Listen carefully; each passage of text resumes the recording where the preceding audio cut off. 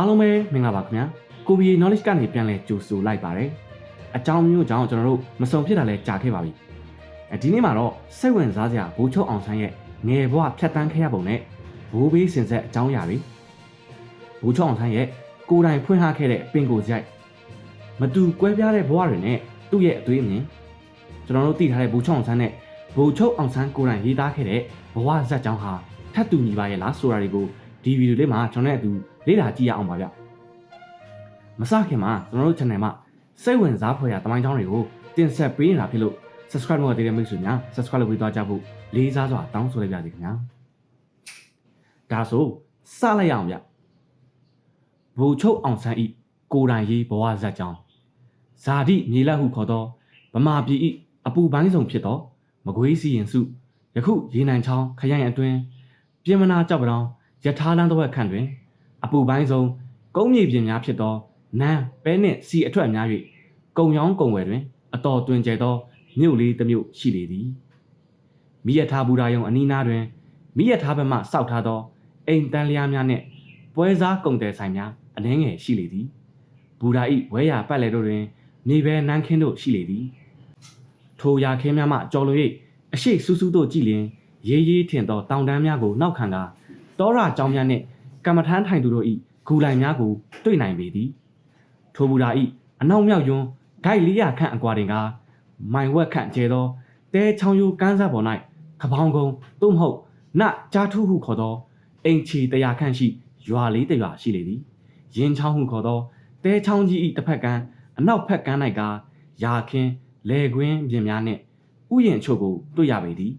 ထိုမှလွန်လျင်တောင်ကုန်းကြကြနေရာတွင်အရှိဖက်မှတာမြောင်းခံထားသောအိမ်ချီ200ခန့်ရှိရွာတစ်ရွာရှိလေသည်ထိုရွာ၏အနောက်ဖက်ဂိုက်300ခန့်တွင်အိမ်ချီ100ခန့်ရှိရွာတစ်ရွာရှိလေသည်ရွာ၏မြောက်ဖက်တွင်ကက်လက်ရှေးလူကြီးများပြောသလိုလောကဓာတ်မြမအထက်တန်းတင်ဖုံးကြီးကျောင်းတစ်ကျောင်းရှိလေသည်ထိုမှရာသခင်းအလွန်တွင်9ရက်တစည်းဖွင့်ရာဈေးဝိုင်းရှိလေသည်ထိုမှလွန်လင်ပလိတ်ကတ်တန်လျားများရှိလေသည်ထိုနည်းတွင်စာတိုက်ရှိလေသည်ထိုစာတိုက်၏အနောက်မြောက်ဖက်စောင်းစောင်းမလန်းမကန်းတွင်အိမ်ချီ150ခန့်ရွာတစ်ရွာရှိလေပြန်သည်စာတိုက်နှင့်အရှိတက်တဲ့ပေတရားလမ်းနှင့်မြေတလင်းပြောင်ပြောင်ကိုကြော်လွန်၍ဂိုက်100ခန့်အကွာတွင်ဖုံးကြီးကျောင်းတစ်ကျောင်းနှင့်ကပ်၍မြို့အုပ်ရုံရှိလေသည်ထိုဖုံးကြီးကျောင်းနှင့်ဆက်ကာတောက်မှန် right angle ကြကာ15ပေခန့်မြင့်သောအုတ်တိုင်းကြီး4ဖက်4တန်ခြံရလက်ဇေဒီငယ်များအလယ်တွင်ရွှေရောင်တပြောင်ပြောင်လက်နေသောဇေဒီကြီးတဆူနှင့်တိုက်ရက်ခမ်းနားသောဇရက်တစောင်းကျောင်းကံများရှိလေသည်ထိုရွာများအနက်ရွာမကြီးတစ်ဖွဲအိမ်ကောင်းအများဆုံးနှင့်ဆိုင်ကနာအတော်အတန်ရှိ၍စက်ရေးစချီမြို့အုပ်ရှေ့နေကုံတယ်များနေကြသောရွာကဆိုခဲ့ပြီးသည့်တဲချောင်းကြီးအနောက်ဘက်ကတောင်ကုန်းပေါ်တွင်တည်လျက်ရှိသောရွာပင်ဖြစ်လေသည်ထိုရွာကိုတမိုင်းစာအရကပိဋိယခမင်းတီထောင်သွားသည်ဟုဆိုလေသည်သို့သောကျွန်ုပ်၏ဘေးမှတ်တမ်းအရကပကံခေတ်အနော်ရထာမင်းစောအချိန်အခါလောက်တွင်ထိုရွာကိုစတင်တီထောင်ခဲ့သည်ဟုမှတ်သားဖူးသည်ထိုရွာ၏မြောက်ဖက်စွန်း၌တရွာလုံး၏အိမ်ဝိုင်းများအနက်အကျယ်ဆုံးအိမ်ဝိုင်းကြီးထဲတွင်အေယာမအိမ်ကြီးရှိလေသည်မူလကစင်တရက်ခန့်ဝန်နိုင်အောင်မြင့်၍အဆောင်ပေါင်းများစွာရှိတော်လဲထိုအခါကအတောင်80ခန့်မြတာရှိတော်သည်အိမ်အမြင့်မှာလည်း3ဘီခွဲမြတာရှိတော်သည်ထိုအိမ်ကြီးကရှေးဗမာမင်းလက်ထက်ကနတ်မောင်မြို့ရှိမြို့တကြီးအိမ်ပင်ဖြစ်လေသည်ယခုကအိမ်မရှိတော့ပြီထိုအိမ်နောက်ဖေးဆောင်းငယ်တွင်ကျွန်ုပ်အားဖွားမြင်ခဲ့လေသည်ကျွန်ုပ်ကိုမွေးဖွားစဉ်အခါကကျွန်ုပ်တို့နတ်မောက်တို့မိရထားလမ်းမပေါက်သေးသို့တော့ရည်ရွယ်ချက်ကထားပြီးဖြစ်လေသည်ယခုအခါကဲ့သို့အနှဲငယ်များမြို့မဆန်ပဲတောရွာကြီးတရွာများသာဖြစ်လေသည်နက်နက်ညနေခင်းများတွင်ခလောက်တန်တောက်နေ့လယ်နေ့ခင်းများတွင်ရက်ကန်းတန်တချွင်ချွင်နှင့်ကြားရတုံးပင်ရှိလေသည်အချိန်က1915ခုဖေဖော်ဝါရီလဖြစ်၍ပထမကမ္ဘာစစ်ကြီး၏ဒုတိယနှစ်ထဲပင်ဖြစ်လေသည်ထိုအခါထိုအချိန်ကဂျာမနီသည်ရေငုပ်သင်းမောများဖြင့်ဗြိတိရှရေတပ်တို့အားအကြီးအကျယ်ဒုက္ခပေးနေသည့်အချိန်အခါဖြစ်လေသည်အနောက်စစ်မျက်နှာပြင်ဟုခေါ်သောပြင်သစ်နှင့်ဂျာမနီတို့စစ်ခင်းရာမျက်နှာပြင်၌မူကားပထမအကြိမ်တိုက်ပွဲကြီးများမှာမပြီးဆုံးနိုင်သောတောင်မတင်ရေမကျရှေ့မတိုးနောက်မဆုတ်အခြေအနေပင်ရှိလေသည်အရှိမျက်နှာပြင်ဟုခေါ်သောရုရှားစစ်ခင်းရာမျက်နှာမှာကမဆူရီးယားနှင့်ဝါဇနစ်စုစစ်ပွဲကြီးများဖြစ်ပွားလျက်ရှိလေသည်ထိုနှစ် ဖေဖော်ဝါရီလ23ရက်နေ့1286ခုတပေါင်းလဆန်းတရက်စနေနေ့နဲ့လင်းအားကြီးအချိန်တွင်ကျွန်ုပ်သည်လူပြည်သို့ပထမဆုံးရောက်ရှိလာခဲ့ရပေသည်ဖေဖော်ဝါရီ23ရက်နေ့ကနမဲကျော်နက်ခတ်ပေတွင်ဆရာကြီးကီရို၏ဟောပြောချက်အရဆိုရင်တိုင်းပြည်တပြည်၏အစိုးရထီးနှံတို့ကိုဖြိုဖျက်နိုင်စွမ်းသောသူများကိုမွေးဖွားတတ်သောဇာတာဟုဟောထားလေသည်ထိုနေ့တွင်မွေးဖွားသောကျွန်ုပ်မှာတပုံလောင်းလေးဖြစ်နေသည်ကိုထိုအခါကညီဒူးမှထူးထူးခြားခြားထဲ့သွင်းစဉ်းစားခြင်းမပြုကြချေကျွန်တော်မွေးဖွားသည်နှင့်ပတ်သက်၍ကျွန်ုပ်၏ဇာတာနာမည်မှာထိန်လင်းဖြစ်လေသည်သို့တော့ကျွန်တော်အထက်အကိုအောင်တန်းနှင့်နာမည်လိုက်အောင်ဆန်းဟုခေါ်တင်ခဲ့လေသည်မွေးဖွားစဉ်ကကျွန်တော်မထူးဆန်းလာတော့လဲထိုင်နိုင်ထနိုင်သောကလေးဘွားမှစ၍ကျွန်တော်သည်ထူးခြားခဲ့သည်ကြွားကြခဲ့သူဖြစ်ခဲ့လေသည်ကျွန်တော်ငယ်တုန်းကကျွန်တော်နဲ့စကားမပြောတတ်ရကလူကြီးမိဘများမှာစွန့်အား၍ပင်နေသလားဟုစိုးရိမ်ကြောင်းကြခဲ့ရသည်ဟုသိရလေသည်အနာအဖျားထူသည်အစားကျူးသည်အမဲသားငါးကိုအလွန်ကြိုက်သည်ကျွန်ုပ်ဤမိခင်ဈေးဝယ်သွားရာရန်ဖန်ရန်ခါကျွန်တော်ကိုချီရိသွားလေသည်တခါတော့အမဲသားစိမ်းကိုအတင်းလူ၍စားမိပြုသည်ဟုကျွန်ုပ်ဤမိခင်ကပြန်၍ပြောပြသဖြင့်သိရပေသည်လူရိုင်းဘဝကကျွန်တော်လာသလားမသိယနေ့အထိလူရိုင်းသဘောမျိုးနေခြင်းသည့်စိတ်ထားများရှိသည်ရန်ဖန်ရန်ခါလူရင်ကျေးများနဲ့အသားမကျခဲ့ချေမျက်စိနောက်မြင်ပြင်းကပ်လာသည်ထိုအခါလူရင်ကျေးများနဲ့ငါလူရိုင်းဟုဇာတိခွဲပြစ်ခြင်းသည့်စိတ်များရှိခဲ့သည်လူရိုင်းကကြမ်းဤခက်ထန်ဤသို့တော်ဖြူဖြောင်းဤတီကြီးဤလွတ်လပ်ဤကျမ်းမာဤတန်ဆွမ်းဤငါမြင်းငါဆိုင်ညောင်ကိုင်းရောက်ဆိုသည်ကိုကျွန်တော်ကြိုက်ဤကျွန်ုပ်ဤစိတ်တွင်အင်မတန်ဆိုပြေလက်ဆက်သောဘဝဟုယူဆသည်ဗမာပြည်ရှိသည့်လူသည်လူရိုင်းမျိုးဘဝရောက်ချင်ရောက်သွားပါစေလွတ်လပ်ချမ်းသာစွာခေါင်းထောင်နေနိုင်ပြီဆိုရင်မလွတ်လပ်သောလူယဉ်ကျေးမှုဘဝထက်ကျွန်တော်အစတရာကြိုက်သည်နှစ်သက်သည်စိမ့်လန်းဆိုပြေကျဲပြန့်သောလွင်ပြင်ရိုင်းပေါ်တွင်လက်ပေါင်းခတ်၍လွတ်လွတ်လပ်လပ်မြူတူအော်ဟစ်နေလိုသည်ငယ်ငယ်တုန်းကကျွန်တော်အတီးအမုတ်အကခုံအတော်ဝါဒနာပါ၏အထူးသဖြင့်စိုင်းတီးအတော်ဝါဒနာပါသည်ဇပွဲဖြစ်စေခောက်စရာတွေ့လေအမြဲခောက်လိရှိရာကျွန်ုပ်၏လက်မှာယနေ့အတိုင်အချိန်မှလက်ရည်ကွယ်ကြခဲ့လေသည်သို့တော့ကျွန်တော်အနှဲငယ်ကြီးပြင်းလာသည်နှင့်လူကြီးမိဘများကကျွန်တော်အားအတီးအမုတ်ဝါဒနာကိုခွင့်မပြုငကိုဝါဒနာမဟုတ်ရလားမသိယခုဤစိတ်မျိုးပျောက်တလောက်ရှိခဲ့သည်ကျွန်တော်ကငငယ်ကယနေ့တိုင်လူရောစိတ်ရောပျော့ပြောင်းသည်ဆိုသည့်အချက်ကိုတက်တက်နားမလည်ခဲ့နားလည်ရန်လည်းမကြိုးစားခဲ့ကြိုးလည်းမကြိုးစားခြင်းကျွန်တော်ကစကားပြောလျင်မဖွဲရမရင်ချေးအသက်၈နှစ်ထဲရောက်၍ကျောင်းနေသည့်အချိန်၌ပင်ဖုန်ကြီးကိုဖုန်ကြီးစကားဖြင့်မလျှောက်တတ်အမူအရာလဲကြမ်းဤအလိုက်လည်းမသိညစ်လဲညစ်ပတ်သည်အသက်၄၅၆နှစ်တိုင်အောင်ညအိယာတွင်သေးပါ၏မိဖို့ကိုညရှိခိုး၍အရှင်စဖူညာကျွန်တော်မနေ့ဟုဆိုရသည်ကိုအမှတ်ရသေးသည်အသက်15နှစ်ထဲရောက်သည့်အခါ၌ပင်အခြားအိမ်တစ်အိမ်၌သေးပါဘူးသေးသည်ထိုအခါကကျွန်တော်သည်ရေနံချောင်းမြို့အမျိုးသားအထက်တန်းကျောင်းမှာ6တန်းအောင်၍9တန်းအဝင်ကျောင်းအပြန်ဖြစ်သည်ကျွန်တော်ဤအကိုကြီးဆုံးမှာလည်း၎င်းနေ့တွင် BSc တင်ချာဂုံလူတန်းကိုအောင်ခဲ့၍ရေနံချောင်းရှိကျွန်တော်တို့ကျောင်းတွင်မိမိကျောင်းဟောင်းဖြစ်သည့်အတိုင်းကျောင်းဆရာဝင်ရောက်လောက်ကန်ရန်ကျွန်တော်နဲ့အတူပင်လာခဲ့ပေသည်ထိုအခါရေနံချောင်းမြို့သို့နတ်မောက်မှသွားသည့်လမ်းမှာတောင်တွင်းကြီးသို့ယထာစီတောင်တွင်းကြီးမှမိချောင်းရဲသို့ကားစီမိချောင်းရဲမှရေနံချောင်းသို့တင်မောစီသို့မဟုတ်မကွေးသို့ဘတ်ကားစီမကွေးတင်မောစီရလေသည်နှစ်ရက်ကြာလေသည်နောက်နေ့ကကြောက်တောင်းမှတဆင့်မိရထားတဲ့မော်တော်ကားတဲ့သွား၍ရေနံချောင်းသို့နေချင်းပေါက်လေသည်ထိုနေ့တွင်ကျွန်တော်တို့မကွေးမှတဆင့်သွားကြသည်မကွေးမြို့တွင်အပြိုပေါက်ဆခတ်ချောချောမင်းကလေးရှိသောအတိအိမ်တွင်တဲခိုကြသည်လူပြိုပေါက်ဆဖြစ်သောကျွန်တော်မှာဒစိမ့်တရံအိမ်တွင်မနေတတ်အတော်ရှက်တတ်သည်မင်းကလေးနှင့်ဆိုရင်တာရွေးပင်ရှက်တတ်သည်ထို့ကြောင့်ထိုညအိတ်ခါနီရှက်လွန်း၍တေးမပေါက်မိရာညအိတ်သည့်အခါမအောင်နိုင်တော့တေးပါကြလေကျွန်တော်လည်းပါပြီးမှတိလေသည်ဤမြကျွန်တော်ဒီမသိမ့်မွေ့ညီကိုမောင်နှမများထဲတွင်ကျွန်တော်အငယ်ဆုံးဖြစ်၏ထို့ကြောင့်ကျွန်တော်အိမ်စံချိန်နှင့်ကြည့်လျင်ကျွန်တော်အလိုလိုက်ခံရဆုံးဖြစ်၏အဆိုးဆုံးဟုလည်းအိမ်နီးချင်းပါမကရွာနီးချင်းများကပါအတိမတ်ပြုကြ၏ညီကိုမောင်နှမများထဲတွင်ကျွန်တော်အငယ်ဆုံးဖြစ်၏ကျွန်တော်ဤအထက်အကိုအောင်တန်းနှင့်ကျွန်တော်မှာအသက်3-4နှစ်များသာကွာ၏သူနှင့်ကျွန်တော်ကငယ်ငယ်ကရန်ဖြစ်ဖက်ဖြစ်၏သူကလက်မြန်၏ကျွန်တော်ကအာကြီး၏မချိန်မဆလက်လွတ်စပယ်လောက်တတ်၏သူကနု၏မင်းသားကြချီသည်ကျွန်တော်ကကြမ်း၏သူသည်အစားအသောက်အနေထိုင်မှစ၍တိုက်ရက်၏အစားဆိုရင်အစားအတိုင်းမစား စားတောက်နေသည့်အခါမြေကြီးပေါ်သို့ကျသွားလျင်သူသည်မစားတော့ချေကျွန်တော်ကြတော့အစာကိုဖုတ်ဖက်ခါ၍စားနိုင်လျင်ကောက်စား၏သူကအဝတ်များကိုတက်တက်ရရဝတ်တတ်၏ကျွန်တော်ကမဝတ်တတ်မဖြစ်ညစ်အောင်ဖြစ်ကြတဲ့ဝတ်တတ်၏သူကမြေကြီးနှင့်ကြမ်းများပေါ်တွင်မြည်သည့်အခါမှတုံးလုံးမလဲကျွန်တော်ကကြိမ်ဖန်များစွာလဲဖူး၏သူကပါ၏လင်း၏ကျွန်တော်ကထူ၏အာ၏ကျွန်တော်၏မြို့ကရွာတာတာတောအရဖြစ်သည်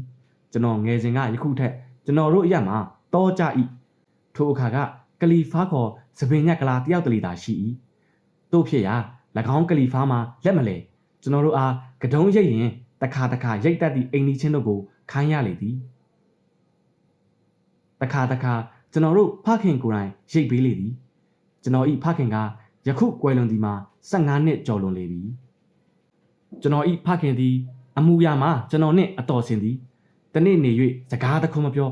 မျက်နှာထားဆို၏ဆိုရသည့်အထက်ကြောက်ပေါက်မှများလည်းရှိ၏လောကုမရှိဟန်မရှိဘာဒီဘာသာနေတတ်သည်အကင်အတွေ့အသွားအလာအမှုရာကြမ်းတတ်၏ညင်းမိလင်အလျှော့မပေးတတ်သို့သောစိတ်နှလုံးကအထူးဖြောင့်စင်၏စကားတည်၏အပုံမပြောထို့ကြောင့်ရှေ့နေဆာမူဝဲဝင်ထားတော့လဲရှေ့နေလိုက်၍စားသည်ကိုကျွန်တော်တို့မမှတ်မိ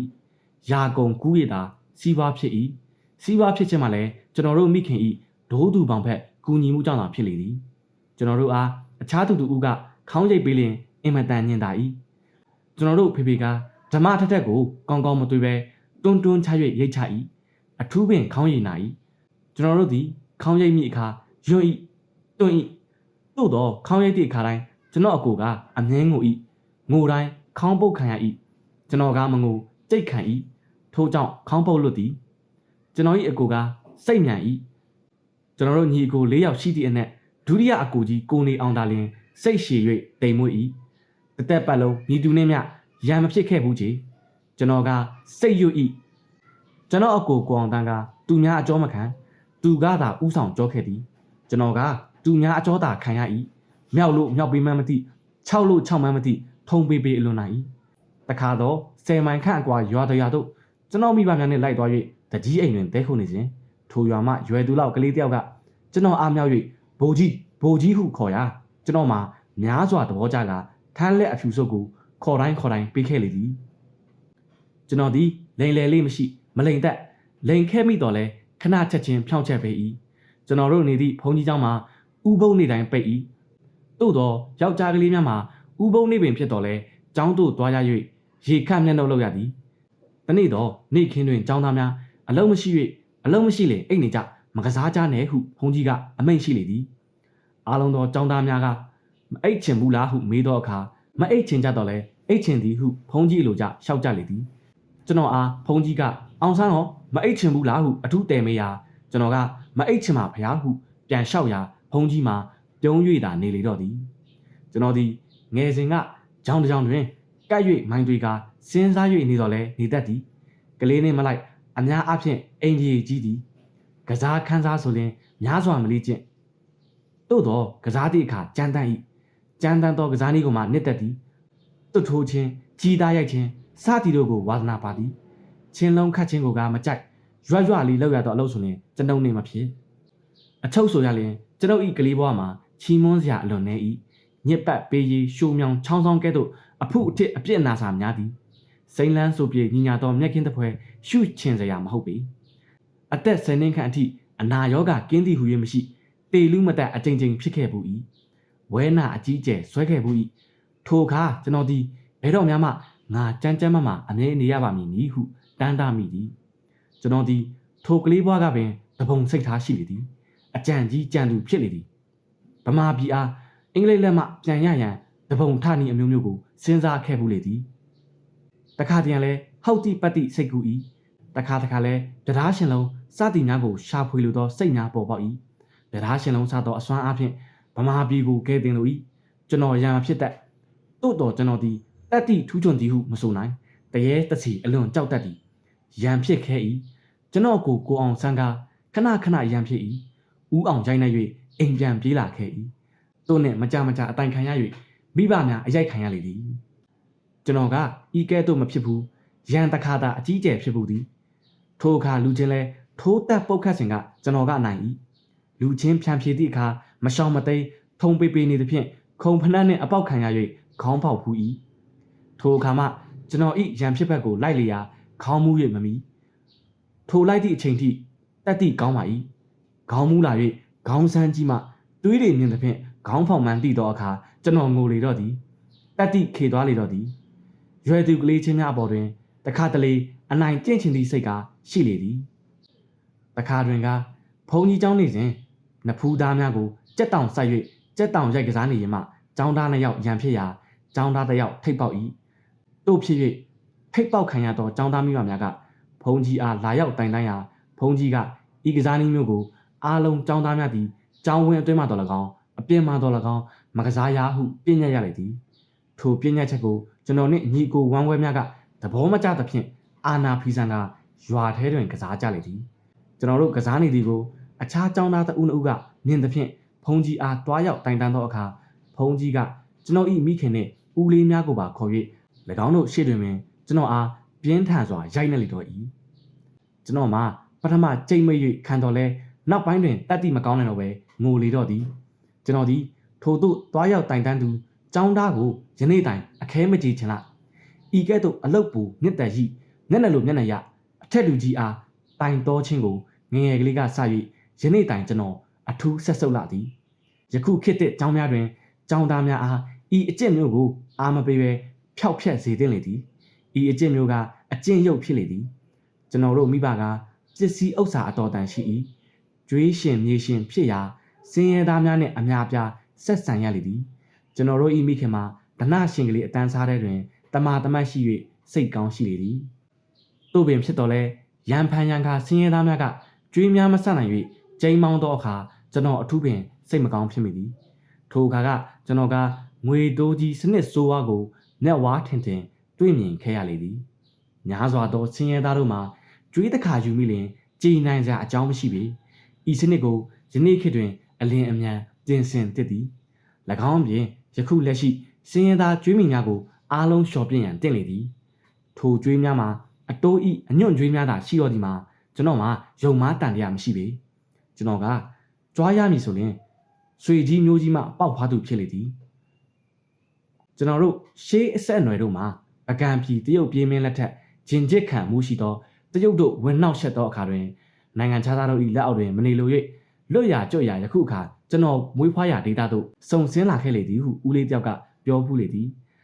အလောင်းဖျားတာရိယနိုင်ငံတော်ထူထောင်စဉ်အခါကတိုင်းပြည်မှာဖျို့ဖျဲဖြစ်၍နေရာရွှေဘိုနယ်မှဦးအောင်စရာထ၍ကျွန်တော်တို့၏အဆက်အနွယ်ပင်မင်းကြီးဦးမြဘွဲ့အမီကောင်းကောင်းမမမိဆိုသူမှလည်းမိမိနယ်ကိုအုပ်စီးခေါင်းဆောင်၍ဗမာထီနန်းထူထောင်ရန်ကြံလေသည်နောက်မှအလောင်းဖျားအကြောင်းကြားသဖြင့်လူများစေလို့စုံစမ်းစေ၍အလောင်းဖျား၏ဘုံလက်ရုံအကြောင်းကြားတိသည့်အခါမှာအလောင်းဖျားထံဝင်ရောက်၍တက်စွန့်ချိုးပန်းအမှုထမ်းလေသည်ဟုမှတ်သားရဘူးသည်မင်းတုံးဘရင်လက်ထက်တွင်တက်တော်ရှိအမတ်ဖြစ်သောခမ်းပတ်မင်းကြီးမှာကျွန်ုပ်တို့၏အမျိုးအနွယ်ပင်ဖြစ်သည်ဟုကြားဘူးသည်မင်းတုံးဘရင်၏ဓမ္မတော်သူလူအမိမှာဦးကျော်စံဖြစ်လေသည်ဘွဲကူကမသိအဲ့ဒီလူမှာလည်းကျွန်တော်တို့၏အမျိုးအဆွေပင်ဖြစ်လေသည်စုံနတာမြိုင်ရေးသောဆရာကြော့မှာဦးကျော်စံ၏မြေပြင်သည်အရှင်အက်ကမမာတိမှာလည်းကျွန်တော်တို့အမျိုးဟုပင်သိရသည်ကျွန်တော်တို့ဘေးမှာနတ်မောက်မြို့တကြီးဖြစ်လေသည်စာတတ်သည်ညံထက်သည်စိတ်ထက်သည်ဟု၍ကြားနာဘူးလေသည်မိမိအထက်မြို့ဝင်နှင့်မတည့်၍အလုတ်ပြုတ်သည်ဖြင့်မန္တလေးရွှေမြို့တော်သို့တက်၍အရာခံနေစေအနှိမ့်ဆရောက်လေသည်ဟုတခါကပရပိုက်မှတ်တမ်းတစ်ခုတွင်ဖတ်ရဘူးလေသည်စကားအလင်းတင်၍ရေးရအောင်မည်ရှေးကလည်းဒိုင်ယာကြီးခေါ်နေ့စဉ်မှတ်တမ်းရှိလေသည်အခေါ်ဝေါ်ကမေ့သွားလေပြီကျွန်တော်တို့ဘေးအိမ်ကြီးတွင်တွေ့ဖူးသောပရပိုက်များတွင်ကျွန်တော်တို့ဘေးနေ့စဉ်ဘာလုပ်သည်ဘယ်သွားသည်စသည်တို့ကိုမှတ်သားထားချက်များတွေ့ရလေသည်ကျွန်တော်တို့ဘေးတွင်အကိုကြီးတယောက်နှင့်ညီနှစ်ယောက်ရှိသည်ဟုသိရသည်အကိုကြီးမှာရန်ကုန်စိတ်ကန်းအုပ်ဖြစ်သည်ဟုသိရသည်ညီငယ်တယောက်မှာတလုံးမြို့ဝန်ဦးဘွားယူဟုခေါ်၏မြင်ကွန်းမြင်းခုံတိုင်တို့၏ငယ်ဆရာဖြစ်၏၎င်းမင်းသားများအထတွင်မြင်ကွန်းမင်းသားတို့အတွက်ဓမြတိုက်၍ငွေရှာပေးရလေသည်ထိုအချက်ကိုနေပြည်တော်ကတိလေ၍ဦးဘွားယူရာထူးမှကြလေသည်ကျုံယုံ၏တစ္ဆာကြီးမှုကြောင့်၎င်းအမှုမထင်ရှား၍၎င်းမင်းတို့မင်းကဲ့သို့တိမ်မွေ့သောမင်းလက်ထက်ဖြစ်၎င်းအသက်ချမ်းသာရလေသည်နမဲကျော်ဦးမင်းရောင်ဘိုလရောင်မှာကျွန်တော်တို့အဖွားဤ တူတော်သည်ဦးမင်းအောင်ကလက်ယုံအားကိုးဖြစ်သည်အမိုက်ဆုံးဆိုသူများကိုတပည့်လှုပ်ထားသည်၎င်း၏တပည့်တယောက်သည်ဇက်ပွဲများတွင်လူပြက်သည့်အချိန်လူများရဲတော့မရဲအများရဲပြီးမှတယောက်တည်းကျဲလောင်စွာအကျယ်ကြီးရဲတက်သည်ဟုသိရသည်ဤကဲ့သို့အရွယ်တိုက်ရဲသည်ကိုဘုံမင်းအောင်တွေ့၍အားရကစုချလေတော့သည်တခါလဲ၎င်းတပည့်နှင့်၎င်း၏ညီမြို့ဝန်ဦးမင်းမောင်၏တပည့်တို့သည်၎င်းတို့၏ဘွားမမဲတော်ပြန်တွင်လက်ဝှေထိုးကြသည်ဦးမင်းအောင်၏တပည့်ရှုံးသည်ညီဖြစ်သူဦးမင်းမောင်ကမိမိတပည့်နိုင်သဖြင့်ပဝါတပိုင်းစုချလေသည်ထိုအခါဘိုးလာရောင်ကမခံချင်၍မိမိတပည့်ကိုရှုံးလျက်နှင့်ပင်ပစိုးတစ်ထည်စုချလေသည်တခါလဲကြက်သားဟင်းစားလို့၍ညီဦးမင်းမောင်အားကြက်အသက်ခိုင်းလေသည်ဦးမင်းမောင်ကဘိုးလာရောင်နှင့်မတူလူပြော့လေးဖြစ်လေသည်စောင်းစီတချင်းဆိုတော်သည်စကားပြောချိုတာသည်အထက်လူကြီး၏အချစ်တော်သူဦးဟုသိရသည်ဦးမင်းမောင်ကြက်မတတ်နိုင်ထို့ကြောင့်ဘိုးလာရောင်ကသူကိုယ်တိုင်တိုက်၍ချက်စားလေသည်ပိုသည့်ဟင်းကိုညီအားမကြွေးပဲခွေးကြွေးပစ်တော်ဟူ၏ဤကားကျွန်ုပ်၏အမျိုးအနွယ်အကြောင်းတည်သည်များပင်သည်ကျောင်းသားဘဝကျွန်တော်၏မိခင်ဖခင်နှစ်ဦးစလုံးမှာညံကောင်းသောအမျိုးဖြစ်လေသည်ကျွန်တော်၏ဖခင်သည်ရှေ့နေစာမွေးပွဲတွင်ဗမာတပြည်လုံးတာရိယဆွဲခဲ့လေသည်ကျွန်တော်တို့ညီကိုအားလုံးလည်းညံကောင်းကြသည်သို့တော့ဒုတိယအကိုကြီးကစာတင်အထူပြင်းလာ၍အခြားညီကိုကဲ့သို့ပေါက်ပေါက်ရောက်ရောက်ပညာမတတ်ပေ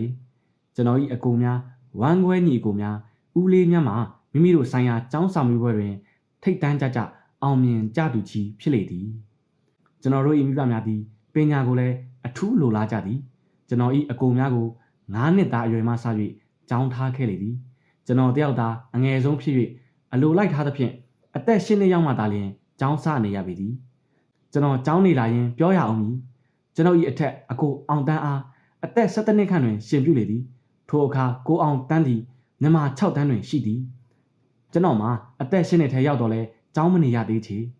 ရှင်ပြုအခမ်းအနားဖြင့်အကိုအောင်တန်းတို့ရှင်လောင်းဆင်သောအခါကျွန်တော်လည်းရှင်လောင်းဖြစ်စဉ်သဖြင့်မိခင်အားပူဇာသေးသည်ထိုအခါမိခင်ကရှင်လောင်းလုပ်တဲ့လူသည်စာတတ်မှဖြစ်သည်ဟုပြောသဖြင့်ကျောင်းနေပါတော့မည်ဟုဂတိပေးကထိုတွင်မှကျောင်းစားနေဖြစ်သည်တန်းကျော်တက်ခရပြန်သဖြင့်4နှစ်နဲ့10တန်းအောင်မြင်သည်အင်္ဂလိပ်မြန်မာတသမတန်းစာမေးပွဲတွင်ဗမာနိုင်ငံလုံးနဝမဆွဲခဲ့၍အထက်တန်းစကောလာရှစ်ရခဲ့သည်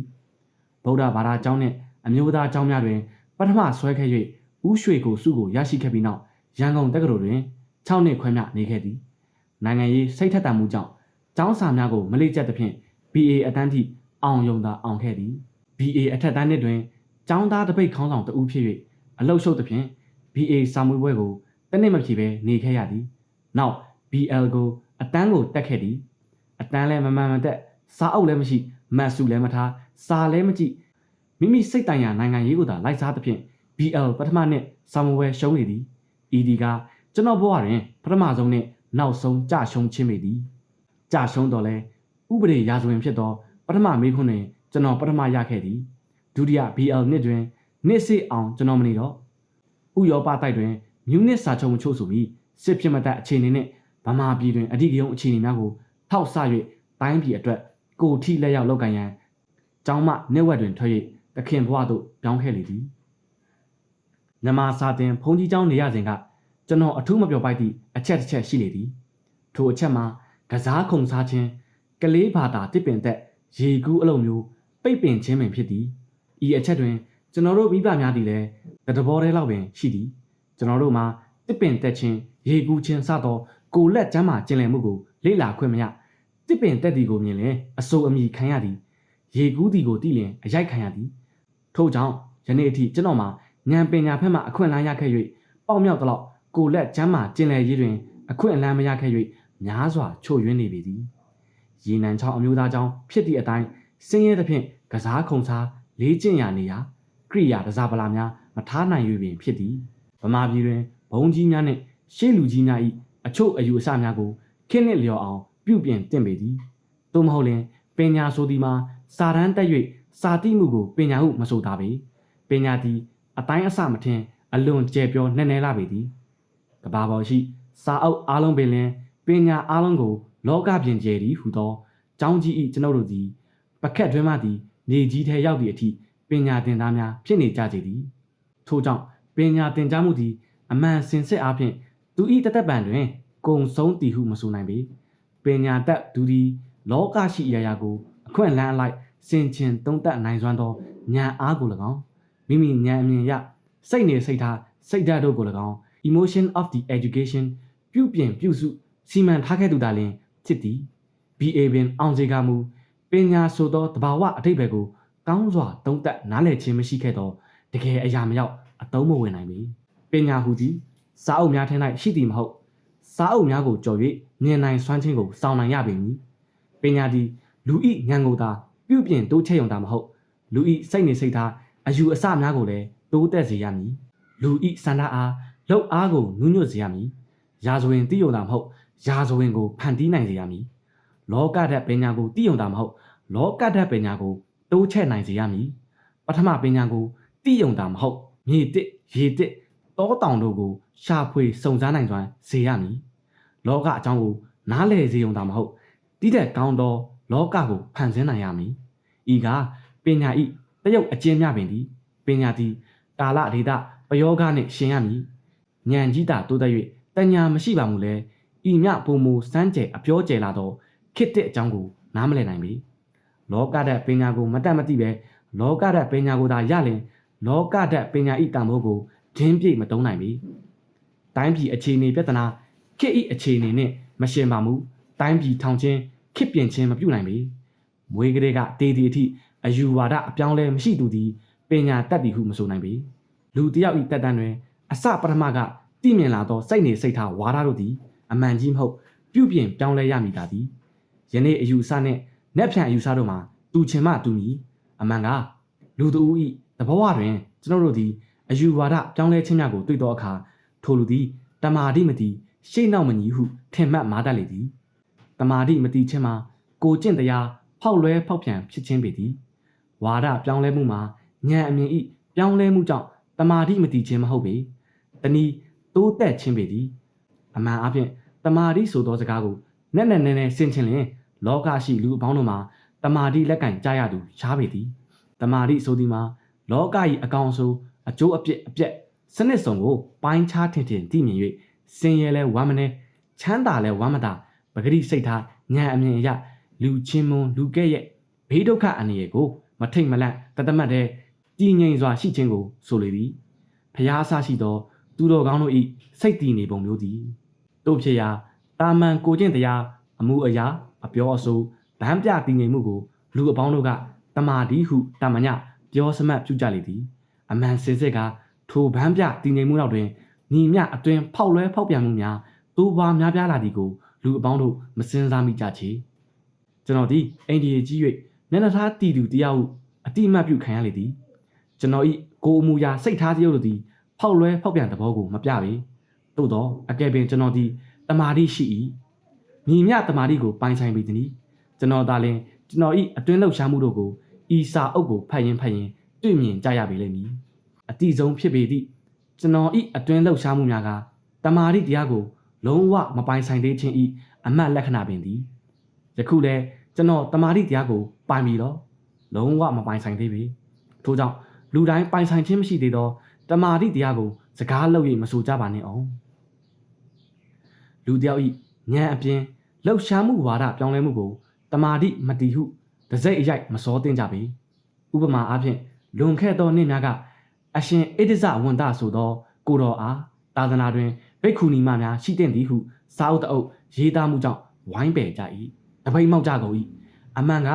သူ၏ပြောင်းလဲမှုသည်မားချင်လဲမားပေလိမ့်မည်သို့တော်လဲပုရုဇဉ်တို့၏ဂတိအလားဖြင့်အမားမရှိသူမရှိ